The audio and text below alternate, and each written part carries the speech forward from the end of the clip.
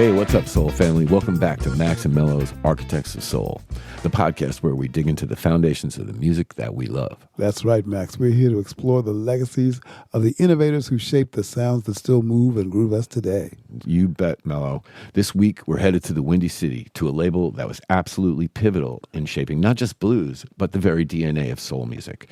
Chess Records, which was founded in 1950 by a couple of brothers named Leonard and Phil Chess. It was this Chicago-based independent record label, right, Mello? Mm-hmm. That became a central force in American music, particularly for blues and early rock and roll. And, of course, this dovetailed into the soul world. So the label's history is deeply intertwined with that great migration of African Americans from the rural South ending up in all the northern industrial cities, right? Yep. Like Chicago, especially. Especially Chicago. Yeah, the meat market. Again, this migration, though, brought the Delta blues with it, which, of course, brought the soul music with it. And that was then electrified and urbanized into the distinct Chicago sound. And Chess Records was instrumental in capturing and popularizing this new style. Yeah, the place where raw Delta blues electrified into something new. Exactly. That's right. So get ready to explore the world of Chess Records. Bet. That's the ticket today, Mel. We're just going to take a quick break, and we will be right back. So stay with us.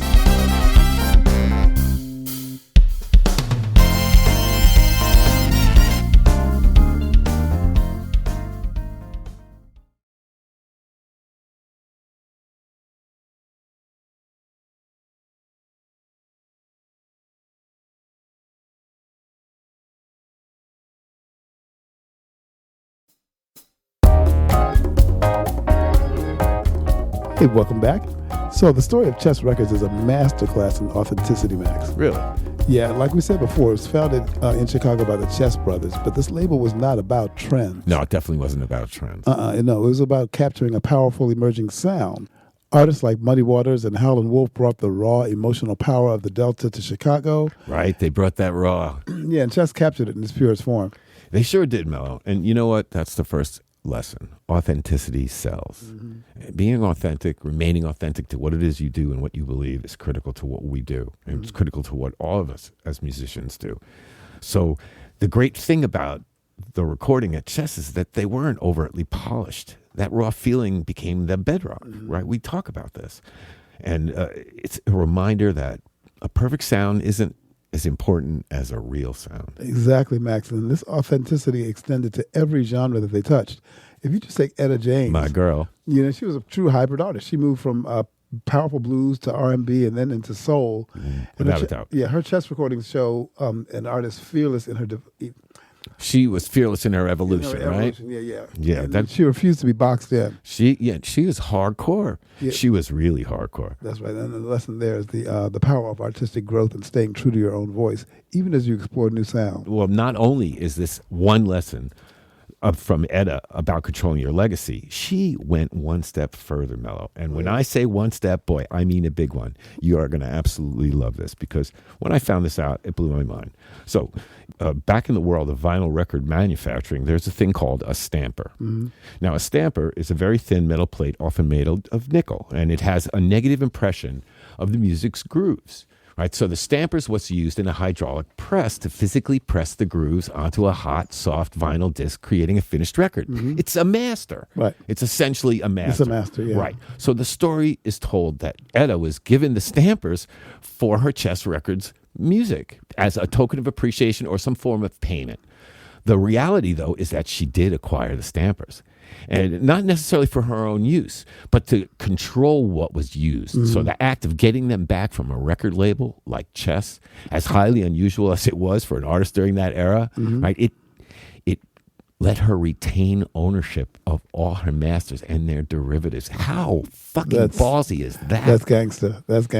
That's unbelievable. So for a long time, musicians were often paid a flat fee for their recordings. And as we all know, right, they sign away their rights to the masters. You see that for everything. The Little Richard story, yeah. Correct. Yeah. As a result, artists, they had little or no control over their music after the recording session. And the fact that Etta James or any artist was able to secure these physical assets, which are essentially the keys to redistributing and depressing. You can press it and distribute it yourself. The fact that she owned her masters is unbelievable in reality. Like, not just a tape, she had the metal.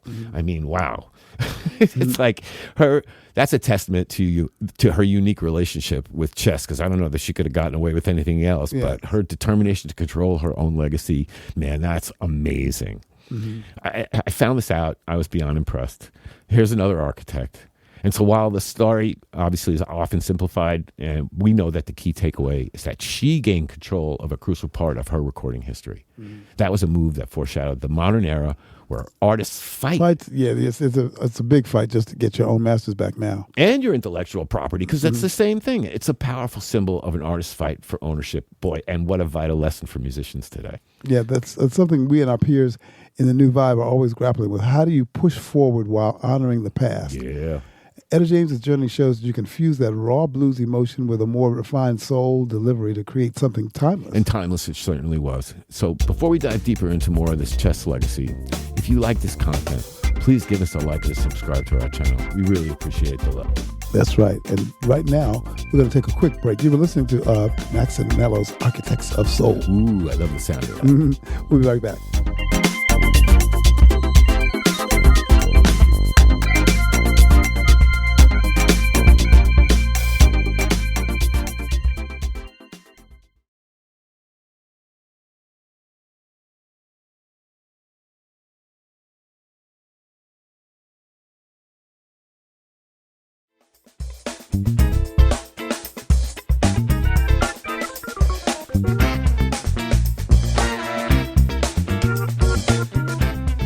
And welcome back to Max and Mello's Architects of Soul. So, Max, you can't talk about chess's impact on soul without talking about Fontella Bass. Another one of my girls. Yeah, and her song Rescue Me. I love that too. That's a prime example of the label's ability to evolve. It's pure powerhouse soul with a gospel-infused vocal and a driving rhythm section. It so is, Mello. It so is. And it's a perfect bridge from the chess blues sound into the emerging Motown and stock sound of the time. I mean, the song is a lesson in the power of a single monumental vocal performance. And boy, she sang the shit out of that song. Fontella's voice is so dominant, so full of emotion. It's the centerpiece of the whole track. And damn, does she lay it down. Wow. Mello, her timbre is sweet, but strong in her attack of that melody, really. And that's a key takeaway for us artists today. It's not just about the full arrangement. Sometimes the magic is in a single element. Yeah, magic is right. How can we make our vocals more impactful? Right. How can we push a simple hook to the next level? Yeah. Rescue Me provides a peek at a blueprint, Max. Oh, it does. It does. And you can hear that influence in so many soul artists today who use their voice as an instrument. And does that sound familiar to you? You know, building the song around the vocal performance? Yep. Definitely familiar. It's a great lesson from Fontella Bass. And that's to make your voice the undeniable star of the show. And it's not just the vocals, Max. The production on that track is punchy and direct. Yes, simple, but punchy and direct. Yeah, that's a hallmark of chess. It's a testament to the idea that you don't need a massive, intricate arrangement to create a classic, do you? No, I don't think so, Mel. I really don't think so. What's true, though, is it's a good point to remember that less can always be more if you keep it simple. Yes, Max, that's true. But there's one more key figure from that era whose impact on soul is often overlooked. Yep, and we're going to dive into that story right away, right? Yeah, right after this break. You're listening to Max and Mello's Architects of Soul, and we're keying in today on Chess Records. That's right, so stick around, and we'll be right back.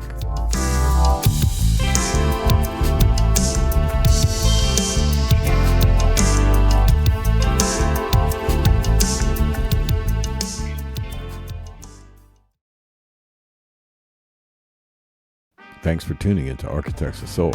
Our music is waiting for you.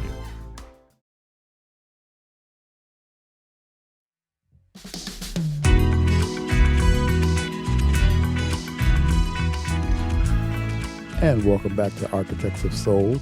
Mellow Soul and Max here talking Chess Records. Chess Records, baby. So, Max, let's talk about a revolutionary Bo Diddley. Yeah, right? He Not a wasn't soul artist, He right? wasn't a soul artist, but his influence on the genre's rhythm and swagger is undeniable. Oh, without a doubt. And that signature Bo Diddley beat is a foundational element in so much of music that followed. Absolutely true, Mello. That's really the whole key there. It's a lesson in creating a sonic signature. And Bo Diddley wasn't afraid to be different, to experiment with rhythm and sound. And what a lesson that resonates with us today. In a crowded musical landscape, you have to be unafraid to forge your own path. And Bo did. To create a sound that is uniquely yours. And nobody played like that. Right. right? And So even even the guitar was like that box. Like, wasn't it a homemade guitar? yeah, it was a homemade box guitar. Yeah. Anyway, a whole thing. Like I remember being a kid and seeing cigar box guitars, 2 strings, 3 strings. But you know what? If you could make 2 strings sing, The way Bo Diddley could, yeah. exactly. So imagine with 6 strings, and he did. So it's. As I said, it sounds kind of familiar to a certain goal, and a certain team has it in their guidebook that this is the way it is, but it comes from this guy. Yeah, Max. Right? That's where it comes from. I see that, and we're definitely feeling it. That rhythmic innovation, that raw primal beat can be heard and echoed in the work of so many soul and funk artists who came later. That comment is true. I mean, it was a primal raw beat that was used so many times in so many songs. Yeah, that rhythm is more than just a foundation. It could be the identity of the song. Yeah, and it shows that you don't have to stick to a conventional formula. And breaking the rules can be what makes you a legend. And, we talk about this all the time. It's about building a whole sound, a vibe that's instantly recognizable. That's right. And while Chess faced stiff competition from other labels in cities like Detroit, it developed its own Chicago sound of soul music. Oh, yeah. Often described, right, as sweet and harmonious. Yeah, the label's ability to evolve with the changing music landscape meant that it didn't abandon the blues. Oh, it would never, right? It just fused it with contemporary sounds to create like unique soul cuts. Yeah, and you think about the impact of where rock and roll came from. Ike Turner's first rock and roll record, Rock at 88, and then Chuck Berry, Bo Diddley. These beats that they use, these syncopated beats, became a part of soul music. Yeah. We saw it in so many songs with that same hypnotic moving bottom. Yeah, that's right. It's about the beat, that beat that never ends. The beat that never ends. Absolutely, Max. And as we continue to explore these foundational stories, if you're vibing with what we're laying down, if you're picking up what we're putting down, right. Word. Give us a like and a subscribe to our channel so you don't miss a future podcast. That's correct. So listen, we're going to take a quick short break, and then we're back to wrap up Chess. Come on back. Come on.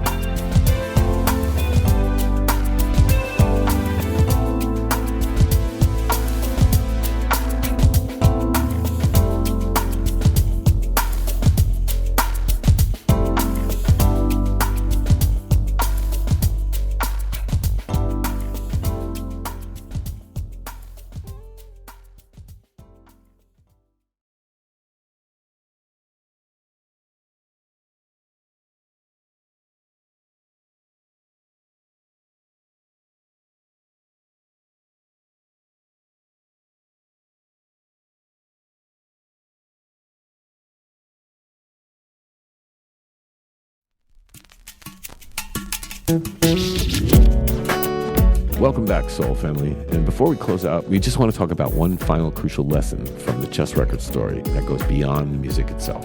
You know what I'm talking about, Max. Oh, I do. This is a business built on art, and the history of chess is a cautionary tale for any aspiring artist. Ooh, murky waters. That's right. We're talking about the murky side of the independent record label era.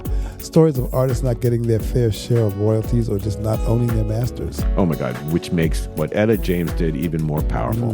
Because those breaks didn't happen to all the artists at Chess, Mel. Most of them got abused, used, and, can we say screwed? Basically. Blued and tattooed. Oof. It's a powerful, sobering lesson for us. I mean, you can create the most authentic, groundbreaking music in the world. But if you don't understand the business side, well, you can lose control of your own legacy, that's like the biggest fall you can make as an artist, right? Losing your own legacy. We strive for that. It's so important for us. So if you don't understand that business side, you're going to lose. Well, the lesson here is that as artists, we must be entrepreneurs as well. You better believe it. This is a business. Yeah, today with the digital landscape, it's easier than ever to distribute your music. But that also means you have to be more vigilant about your rights. No, you have to know what it is you're doing. That legacy reminds us that you got to study the contracts and understand that legal jargon to know the legal jargon to know the value of your own work. That's right. Find wise counsel, seek out mentors who can guide you through the business side. That's right. The artists from that era didn't always have that luxury, and we have to learn from that experience. It's about protecting your art, nurturing your creativity, and owning your voice in the studio and in the boardroom. Oh, so true. And as we reflect on the legacy of Chess Records, we see a clear thread, Mello, right? It's about the power of authenticity, the courage to evolve, and the importance of a unique artistic voice. And then being willing to fight and fight hard. Fight for what you own and what you created. And these lessons from the chess artists are not just history, Max. They're blueprints. They are blueprints indeed. They teach us that our true power comes from within and from our unique stories and our willingness to express them without compromise.